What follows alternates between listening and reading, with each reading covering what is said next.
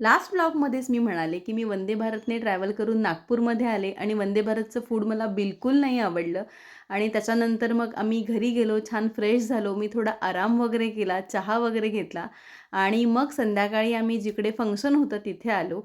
आत्ता हे फंक्शन आहे ते ताईची नणंद आहे, तिचं लग्न आहे आणि त्या लग्नासाठी मी इथे आलेली आहे.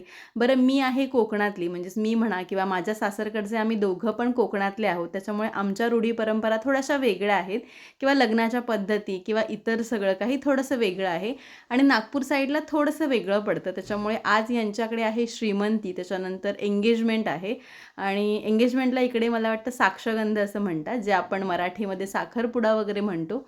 ही आहे ताई आणि अभिदा आणि ताईच्या नंडेचं लग्न आहे त्याच्यामुळे मी आलेली आहे आणि आज श्रीमंती आहे त्याच्यामुळे इकडे जे काही नवरा नवरीचे विधी चालू आहेत आणि हे विधी झाल्यानंतर मग त्याच्यानंतर एंगेजमेंट वगैरे होणार आहे.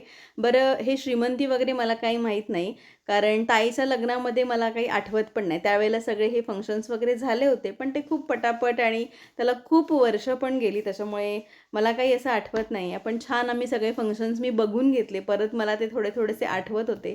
त्याच्यानंतर ईशा आली आणि मग तिच्या ज्या काही विधी होत्या त्या वगैरे चालू झाल्या. लहान मुलांची वगैरे सगळी मस्ती चालूच होती. छान छान आम्ही फोटोज वगैरे काढून घेतलं आणि फंक्शन म्हणा किंवा काही लग्न वगैरे असेल तर मला प्रचंड आवडतं आणि त्याच्यानंतर त्यांच्या श्रीमंतीचे वगैरे जे काही विधी वगैरे दोन्ही साईडचे झाले आणि त्यानंतर फायनली एंगेजमेंटला सुरुवात झालेली आहे. सगळेजण छान एक्सायटेड आहेत.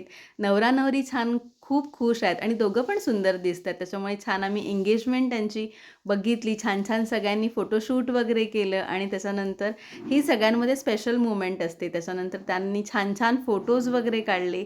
केक कटिंग वगैरे झालं आणि असे मुमेंट्स असतील ना तर मला प्रचंड आवडतात. म्हणजे मला थोडक्यात सांगायचं ना तर फंक्शन्स फार आवडतात. मग ते कोणतेही असू दे, म्हणजे लग्न म्हणा किंवा एंगेजमेंट म्हणा किंवा अजून काही असतील ते म्हणा. आणि आज तर इथे मला खूप नवीन नवीन गोष्टी पण समजल्यात, कारण ताईच्या लग्नानंतर नागपूरमध्ये हे मी पहिल्यांदा लग्न अटेंड केलेलं आहे आणि ताईच्या लग्नामध्ये म्हणाल तर खूप गडबड गोंधळ सगळा चालू होता, कारण तिथे कामं करायची होती आणि आज हे छान शांततेमध्ये बघून घेतलं.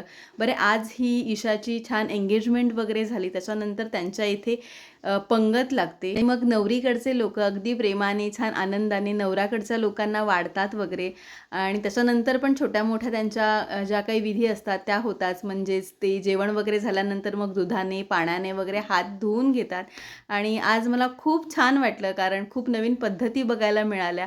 बरं तुम्हाला कसा हा छोटासा ब्लॉग वाटला मला नक्की कमेंट करून सांगा आणि याच्या पुढचा ब्लॉग असेल लग्नाचा, तो पण बघायला विसरू नका. Thank you so much for